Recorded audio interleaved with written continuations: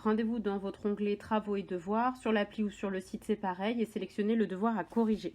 Ici, pour montrer, j'ai gardé deux copies. L'une a été faite directement en Google Docs et l'autre est une photo d'une impression. Donc je vous montre celle de Google Docs. C'est totalement ce qu'a rendu l'élève, et il faut aller en fait cliquer dans le coin en haut à droite sur le stylet. Alors quand on a ouvert le stylet, on voit apparaître le fameux PDF annotable avec en bas les propositions pour vos annotations. Vous avez beaucoup de choses, vous pouvez changer de couleur selon la façon dont vous voulez corriger. Vous choisissez l'épaisseur selon le document aussi. Ensuite, surtout, pour se déplacer, il faut penser à pincer à deux doigts. Sinon, ça ne fonctionne pas bien. On va écrire dessus dès qu'on touche avec un doigt, ce qui n'est pas grave en soi, puisqu'on peut se rendre en bas, appuyer sur la gomme et hop, d'un coup, on l'efface et on resélectionne le stylo. Et on pince pour se déplacer et pour zoomer. Voilà. Ensuite, on corrige en jouant sur les moments de zoom et les moments d'écriture.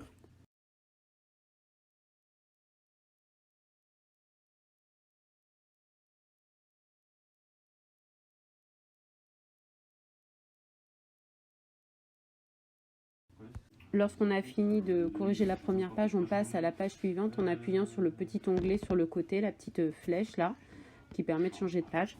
On peut aussi revenir en arrière.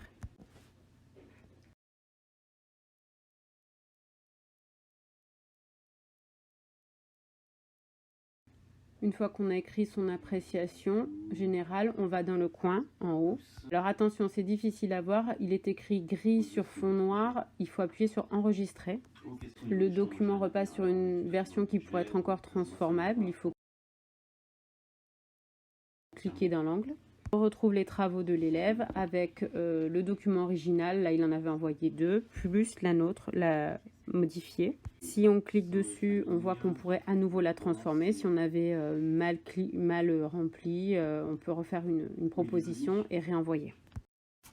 Alors j'ai gardé un deuxième devoir d'élève qui avait envoyé des captures de son travail qu'elle avait imprimé.